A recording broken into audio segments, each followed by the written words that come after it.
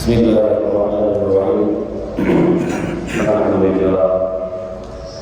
الحمد لله رب العالمين والصلاة والسلام على سيدنا ونبينا محمد وعلى آله وأصحابه أجمعين أما بعد السلام عليكم ورحمة الله وبركاته محترم ومسلمان mana bincanglarimiz muborak kunlar Juma kunida Alloh subhanahu va taolo bayramimiz Alloh tabaraka va taolo barchalarimizni o'zini baytiga bosib kelgan qadamlarimizga ajr va sanoatlar yog'dirib qiladigan ibodatlarimizni duo-yu xayrlarimizni dargohi ilohida beriyo inson qabul aylasin. Azizlar, bugun Muharram oyining 18 sanasi Hijriy 1447 ilohiy 2026 3-iyuldagi juma namozimiz ota-onalar oldidagi Allohning roziligi rozilida bo'ladi. Odam orasida Allohning izni bilan dunyoda ko'p narsaga mehnat bilan, harakat bilan, intilish bilan erishishi mumkin. Lekin dunyoda shunday bir g'animat bo'lgan, bebaho bo'lgan ne'mat borki, uni sotib olib ham bo'lmaydi, biroq sizga berib ham bermaydi. Balki buni faqatgina xizmat bilan, duo bilan, ota-onani rozi qilishlik bilan topiladi. Bu ota-onani roziligi bilan. Buni sotib ololmaysiz, biroq sizga bermaydi, biroq joydan kelmaydi. Bu faqatgina xizmat bilan, duo bilan, duo qilishlik bilan, ota-onani rozi qilishlik bilan topilmaydigan eng katta fazilatli va insonga jannatga kirishligida halil bo'ladigan ishlardan hisoblanadi. Ana shunday ne'matlarni har birimiz uchun ota-onamiz ega bo'lishligimiz uchun yoshlik vaqtimizda sizimiz uchun o'zlarini xizmatlarini qilib, tarbiyalarini berib, farzandim yaxshi inson bo'lsin, kelajakda kamolini ko'raylik, yoshlikda ana shu yo'lda farzandlarni tarbiya qilishadi. Alloh subhanahu va taolo sizimiz uchun muqaddas dinimizda ota-onaga yaxshilik qilishlikni, ota-onani xizmatini qilishlikni farz ibodatlardan keyin farz qilib, ya'ni o'ziga ibodat qilishlikdan keyin Alloh taolo ota-onaga yaxshilik qilishlikka buyurdi. Alloh subhanahu va taolo Qur'oni Karimda marhamat qilib aytadiki, Isro surasining 23-24-oyatlarida A'udhu billahi minash shaytonir rojim va qada robbuka alla ta'budu illa iyyahu bil walidayni ihsana imma yablughanna 'inda al-kibar ahaduhuma aw kilahuma fala taqul lahumā uffin wa la tanharhumā wa qul lahumā qawlan karīmā واحفظ لهما جناح الذل من الرحمة صدق الله العظيم. أنا بآية كريمة الله سبحانه وتعالى rahmat qilib aytayaptiki, Robbingiz uning o'zigagina ibodat qilishingizni hamda ota-onaga yaxshilik qilishligingizni amr etdi. Ey inson, agar ularning biri yoki har ikkisi huzuringda keksalik yoshiga yetsalar, ularga dema, ularni jerkima, ularga doimo yoqimli so'zlaydi, ularga mehribonlik bilan xorlik qanotini past qil deb Alloh subhanahu va taolo ana bu oyat karimada marhamat qilib aytadi. Ushbu oyatga binoan azizlar, butun ummat ulamolari ota-onaga yaxshilik qilishlik farz deb hammalari ta'kidlashgan. Agarda mana shu joyda aytib o'tilgan narsalarga rioya qilmasa, ota-onani xizmatini qilmasa, roziligini topishlikka harakat qilmasa, ota-onasini norozi qilaydigan bo'lsa, demakki o'sha farzand oq bo'lgan farzandlar Alloh subhanahu va taolo siz va bizga azizlar ana shunday yaxshilikni berganki, bu yaxshilik agar uyimizda ota-onamiz tirik bo'lsalar, ularning xizmatlarini qilib duolarni olaydigan bo'lsak, Alloh taolo biz uchun jannatni kalitini dunyoda o'zi berib qo'ygan.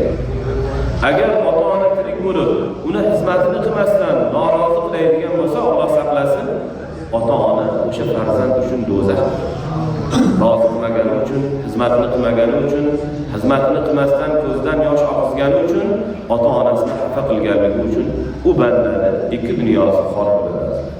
Shuning uchun dinimizda ota-onaga nisbatan qilinadigan xatti-harakat, qilinadigan xizmat, aytiladigan so'z hammasi agar yaxshilikda bo'ladigan bo'lsa, uni ajri mukofoti albatta jannat, dunyoda yaxshilik, baxtu saodat, halol rizq, barakali hayot Alloh taolo inson ustiga olib qo'yadi. Shuning uchun ota-onalar keksaygan vaqtlarida farzandlar ularga g'amxo'rlik qiladigan bo'lsa, hollaridan xabar oladigan bo'lsa, ko'ngillarini ko'taradigan bo'lsa, agarchi borib turib bir betob bo'lib qolsalar, shifokorga olib boradigan bo'lsa, yoki bo'lmasa qo'li bilan bir ovqatlantirib qo'yadigan bo'lsa, ularni ketayotgan vaqtida, oldilaridan turayotgan vaqtida izn so'rab, otajon, onajon, menga ruxsat bering, endi men ishimga boray, xizmatimga boray deb duolarni olib chiqadigan bo'lsa, ana u haqiqiy mo'min kishini, musulmon kishini ishi bo'ladi, odati bo'ladi, xatti harakati bo'ladi va mana shu qilgan ishi tufayli Alloh taolo uning ishiga baraka beradi. Dunyoda ko'p insonlar bor. Insonlarni o'ziga bir ishlab turgan vaqtida yo bir qanaqangidir bir ishni qilib turgan vaqtida menga shu inson foyda beradi deb o'ylaydi. U vaqtinchalik narsa u. Agar qo'lingizda pulingiz bo'lmasa, o'sha odamga foydangiz tegmasa, u sizga hech narsa qilmaydi. Lekin ota-ona sizdan hech bir manfaat kutmaydi. Siz boy bo'lasizmi, kambag'al bo'lasizmi, bir mansabda o'tirasizmi, bir mansabda o'tirmaysizmi, qanaqangi holatda bo'lishlikdan qat'iy nazar ota-ona farzandini haqqiga doim doim farzandini qayerga safarga borsin, yo'lga chiqsin, boshqa qilsin, farzandini haqqiga duoda bo'ladi. Shuning uchun bizga dunyoda beg'araz, hech bir manfaatsiz, doimo haqqimizga duo qiladigan, duoda bo'ladigan kishilar bu ota-onalarimiz. Ulamolarimiz aytadilarki, qarang mana shu oyat karimada agar shu ota-ona bir farzandiga ish buyursa, biror bir narsani aytadigan bo'lsa, uf deyishdan qaytaryapti Alloh taolo. Uf deyishlik, o'ylab ko'ring, ota-onani oldida uf deyishlik uchun oddiygina bir so'z. Nimadir desa uf deb qo'ysa, oddiy so'z. Lekin Alloh taolo shuni ham qilmaslikka bizni buyuryapti. Endi ulamolarimiz aytadilarki, agar dedilar, Alloh taolo shundan ham kichikroq narsa tufayli agar ota-ona xafa bo'ladigan bo'lsa, bundan ham kichikroq narsani bandasiga harom qilib qo'yadi deydi. Bundan kichkina narsa bo'lsa, shuning uchun ota-ona bir ishni buyurganda ularga xo'p bo'ladi deb xizmatlarni qilib qo'yadigan bo'lsa, ana o'sha rozilik bo'ladi.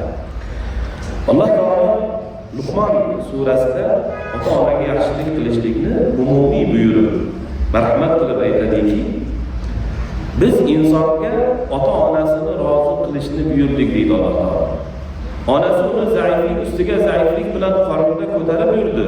Uni ko'krakdan ajratish muddati 2 yilda bitadi. Biz insonga buyurdikki, sen menga va ota-onamga shukr qilgin, qaytishlik mening huzurimgadir deydi Alloh taolo. Mana sizlar ana bu oyat karimadan ko'rinib turibdiki, Alloh taolo kishi o'z ota-onasiga yaxshilik qilishi, ularga iltifot ko'rsatishi va muloyim bo'lishligini Alloh taolo xohlaydi. Ularga ovozini ko'tarmasin, ota-onasini jerkimasin, ota-onasini ko'ziga tik qaramasin, ota-onasini oldida ovozini balandlatmasin. Balki ularni oldida qul hojasini oldida qandoq tursa, ota-onani oldida farzand ana shundoq tursin. Qulni bilasiz, hojasini oldida qandoq turadi? Ota-onani oldida ana shundoq turishlik kerak.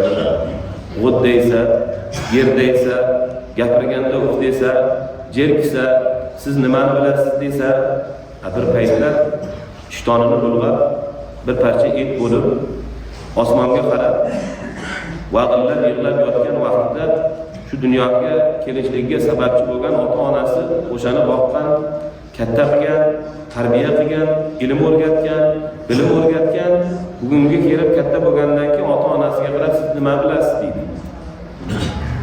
Siz nima bilasiz deydi. Shunaqangi farzandlar bor. O'sha ota-onasi bilmasa, o'sha farzand tug'ilmas edi.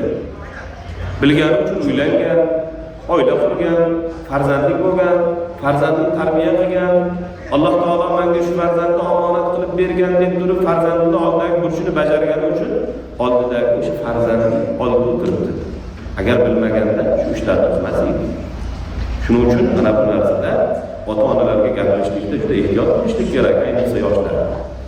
O'smir yoshdagilar yoki bo'lmasa undan kattalar ham bo'ladi.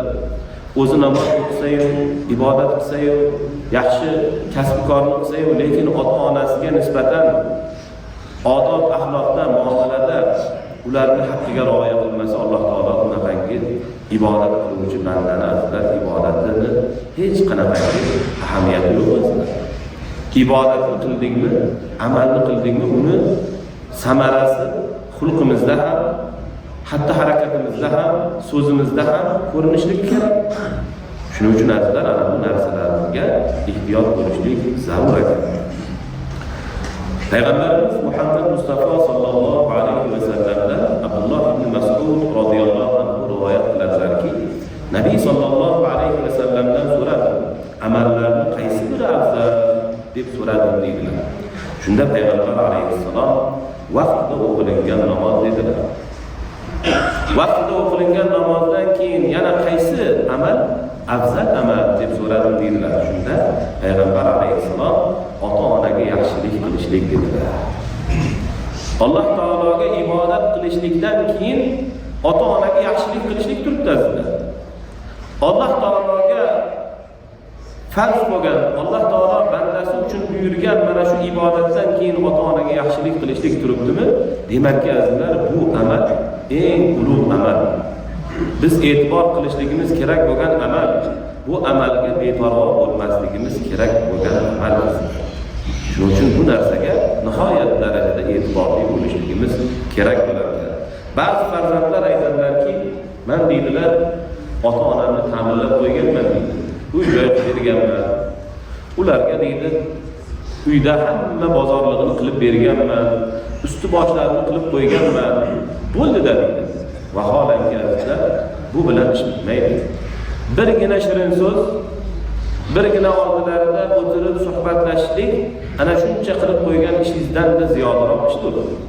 Ya'ni ota-ona farzandini kutadi, kelib oldinda o'tirsin, ozgina bir suhbatlashay deydi. O'sha bir narsa yesa ham, yemasa ham kuni o'tadi. Siz dang'illama hovli, uy-joy qilib bermasangiz ham kuni o'tadi. Lekin farzandidan inson yaxshilik kutadi, farzandini sog'inadi, farzandi bilan suhbat qilgisi keladi, farzandini ko'rgisi keladi. Shuning uchun azizlar, men hamma sharoitni qilib berganman, bo'ldi endi demasdan, o'sha ota-onasidan alohida yashaydiganlar bir kunda hech bo'lmasam oldilaridan uzoqda yashaydigan bo'lsa, telefon orqali so'rab qo'ysin, hollarini bilib qo'ysin. Qandoqsiz, ko'nglingiz nima tusayapti? Ahvolingiz yaxshimi? Sog'ligingizda muammo yo'qmi? Biror kamchiligingiz yo'qmi deb so'rab qo'yishlikni o'zi bu eng katta yaxshilik. Mana bu ham savob aslida. Boshqalardan so'raylik, ko'chada yurganda 5 begona tanimaydigan odamlardan ahvol so'rab, qo'lini ko'ksiga qo'yib xizmatini qilyotadi ba'zi kishilar. Ota-onaga ham xizmatni ana shunday chiroyli qilsa, Alloh taolo uni jannat bilan mukofotlaydi. Boshqa bir hadis muborakda Anas ibn Malik radhiyallohu anhudan rivoyat qilingan hadisda Rasululloh sallallohu alayhi va sallam aytadilarki, kimni umri uzun va rizqi keng bo'lishi xursand qilsa, ota-onasiga yaxshilik qilsin, siylay rahim qilsin degan. Kimni umri uzun, rizqi keng bo'lishligi xursand qilsin. Qaysi birimiz xohlaymiz? Umrimiz uzun bo'lishligini, rizqimiz keng bo'lishligini, rizqimizga Alloh taolo baraka berishligini qaysi birimiz xohlamaymiz? Hammamiz xohlaymiz. Demak, xohish bo'lgandan keyin xizmat ham bo'lishligi kerak ekan. Xohish bo'lgandan keyin ana shu ota-onaning roziligi yo'lida ularning xizmatlarini ham chiroyli qilishlik kerak ekan. Yana bir hadis muboraklarida Abdulloh ibn Abbos radhiyallohu anhu dan rivoyat hadis muborakda payg'ambar alayhissalom aytadilarki, qaysi bir musulmonning ota-onasi bo'lsa deydilar, ularga yaxshilik qilib qon orttirgan bo'lsa, Alloh taolo unga jannatning ikki eshigini ochadi deganlar. Musulmon kishi ota-onasi huzurida xizmatda turibdi, xizmatda turib ularning duolarini olib turibdi. Ana shu holatda qon orttiradigan bo'lsa, Alloh taolo unga jannat eshigini ochadi. Jannat eshigini ochilishligi, jannatni mana shunday mukofotiga erishishlik ota-onani xizmati bilan bo'lar ekan. Azizlar, hammamiz umrimizni g'animat bilaylik. Hech kim bu dunyoda abadiy qolmaydi. Hech kim bu dunyoda ustun bo'lmaydi. O'sha ota-onani xizmatida 10 yil bo'ladi, 20 yil bo'ladi, 30 yil bo'ladi, 40 yil bo'ladi, 50 yil bo'ladi. Ana shu xizmat sababidan Alloh taolo uning ishiga baraka beradi. Qancha insonlarni ko'ramiz, otalarni, onalarning duolarini olib, xizmatlarni qilib, yetuk maqomlarga, martabalarga, yaxshiliklarga erishib, ikki dunyolari barakali bo'lgan insonlarni qanchalarni ko'rganmiz, ko'rib kelyapmiz. Alloh saqlasin, qancha insonlarni ham ko'ryapmiz. Ota-onasini tashlab qo'yib, ularni xor qilib, ertaga o'zi xor bo'lganlarni ham ko'ryapmiz azizlar. Yaqinda bir joyda bir voqea bo'ldiki, bir inson 6 ta o'g'li bor ekan, 6 ta. 6 ta o'g'il hammasi otani tashlab chiqib ketgan. Uyda otani o'zi qolib ketgan. 2 oyda, 3 oyda bir kelib xabar olishar ekan. 2 oy, 3 oyda. Bir kun, 2 kunda emas, 2 oy, 3 oyda. Ota vafot qilganini farzandlar 1 oydan keyin bilgan. Qanday bilgan? Uyda o'lib sasib ketgandan keyin bilgan. O'zimizni shu atroflarda bo'lgan voqea. Sasib ketgandan keyin bilgan. Buni mana shu uydan shunaqangi bir yomon bir hid kelyapti, qo'ni qo'shnilar aytishgandan keyin mahalladagilar borgan, qarasa boyagi otaxon o'lib yotibdi. Ana mahalladagilar borishgan, ahvolni ko'rib, undan keyin janozaga tayyorgarliklar bo'lib, farzandlarni chaqirib, otalar shunaqa bo'ldi, vafot etdi, ancha bo'lib ketdi desa, farzandlar aytgan gapni qarang. Otam qachon o'lgan ekan deyish o'rniga, ahvoli qanaqangi deyish o'rniga, hech narsaga tegmanglar uydagi narsalarga, biza borguncha biror narsaga tegib narsalarni o'g'irlab ketmanglar deydi. Mana shunaqangi insonlar bor. Shunda o'sha mahallani raisi aytib beryaptilarki, shu darajada ichimdan gap keldiki, nima gap kelgan bo'lsa hammasini gapirdim deydilar. Ey noinsof, bir hayvon bo'lsa ham otasidan kelib xabar oladi. Boshqa bir narsa bo'lsa ham kelib otasidan xabar oladi. Otangdan o'zi 1 oyda, 2 oyda xabar olmaysan. O'ligini bo'lgan holatini bilmay turib, yana undan qolgan narsani nima qilasan? Sen bir oq bo'lgan farzand bo'lsang deb gapirib tashladim deydilar. Shuning uchun azizlar, bu ota-onani tirikligida qadrlab bilishlik kerak. Ota-ona bo'lgandan keyin voh-voh qiladimi, yig'laydimi, boshqa qiladimi? Otam bo'lgandan keyin 100 kilo osh beraman deb xalqni shunga chaqirib boshqa qiladimi? Bu qilgan ishini foydasi yo'q. Tirikligida qilishlik kerak. Nima qilsa ham. Tirikligida qilsin. Otasi, onasi tirikligida xor bo'lib uyda yotsa-yu, o'zlari maishatni qilib ko'chada yuradilar. Ota-ona bo'lgandan keyin, bizda tanishlarimiz bor, do'stlarimiz bor, boshqalarimiz bor, ularning oldida noqulay bo'lib qolmasin endi.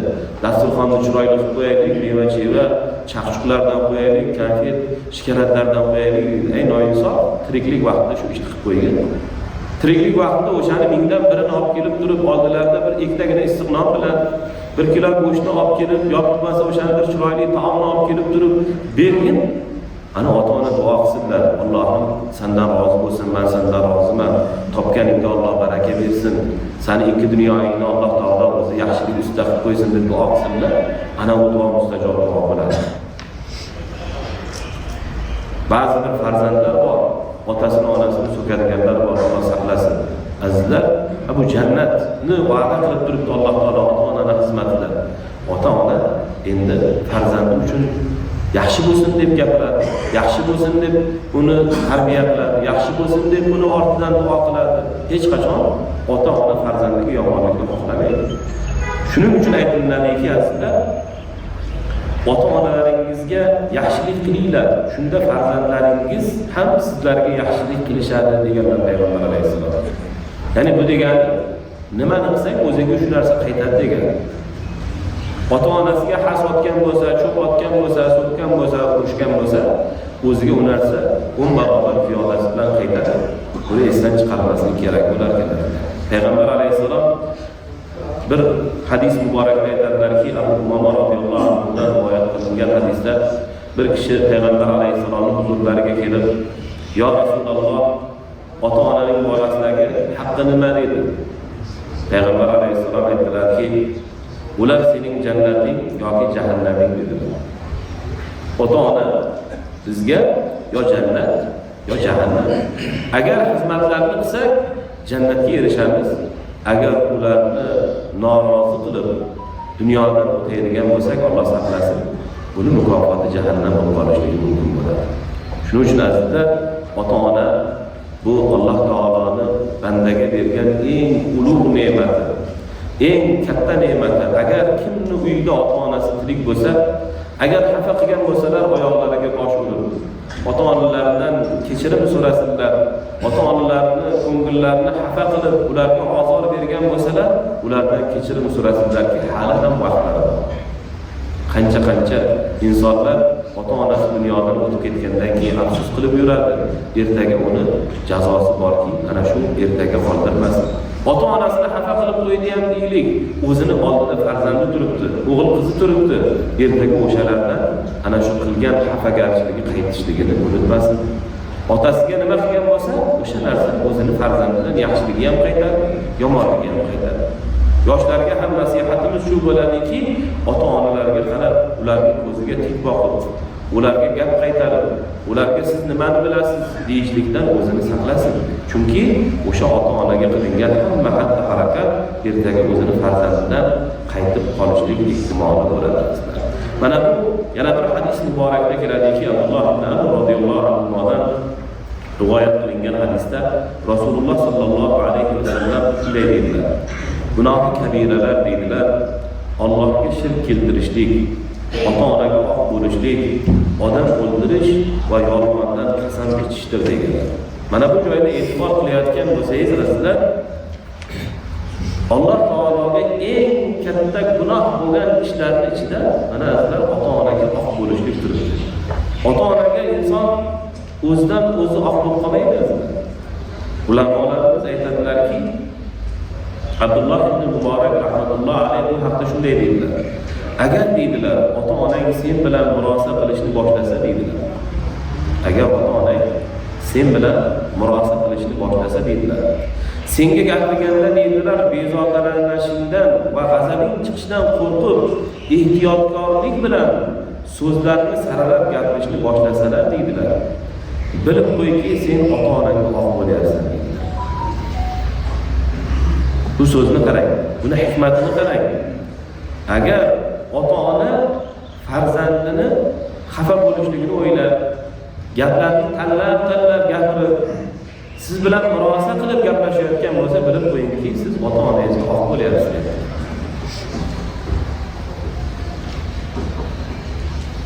Ibn Umar radhiyallohu anhudan rivoyat qilingan hadis muborakda Payg'ambar alayhissalom aytadilarki, ota-onaning yig'isi oq bo'lish va katta gunohdir deganlar.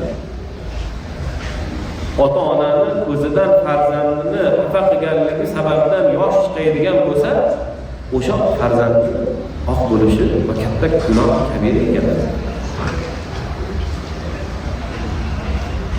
Payg'ambarimiz Muhammad Mustafa sallallohu alayhi vasallam aytadilarki, 3 ta duo borki, ular shaksiz mustajobdir deydilar. Mazlumning duosi, musofirning duosi va ota-onaning farzandini haqqiga qilgan duosi. 3 ta beshak qabul bo'ladigan duoning bittasi ota-onaning farzandini haqqiga, ya'ni zarariga qilgan duosi. Ba'zi bir holatlarda o'sha farzandlarni so'kkanda, qarg'aganda ehtiyot bo'lishlik kerak. Ayniqsa onalarda og'zingdan qoning kesin deb yoradi. Boshqa aytadigan har xil yomon gaplari bor. O'zimizda erkaklarni har xil so'kishlari bor. Shuning uchun azizlar, bu narsalarda ehtiyot bo'lishlik kerak. Farzandingizni haqqiga, zarariga qilayotgan, aytayotgan so'zingiz beshak qabul bo'lib ketadi. So'kish bo'lsin yoki bo'lmasa boshqa bir narsa bo'lsin. So'kkanda ham, urushganda ham, yaxshi so'z aytayotganda ham hammasini azizlar chiroyli suratda aytishlik kerak. Avvalambor so'kmang, haqorat qilmang. Birovni o'sha aybi bo'lsa chiroyli tushuntiring. Farzand bo'lsa ham aybini chiroyli tushuntiring. Ertaga o'sha farzandingiz yomon bo'lsa o'zingizga zarar bo'ladi.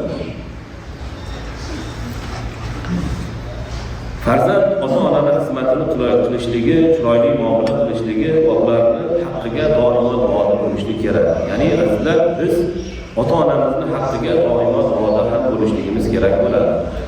Ota-onamizni duolarimizda bo'lishligi bu duolarimizning ijobatidan. Ya'ni duo qildik, ota-onamizni haqqiga duo qilaylik.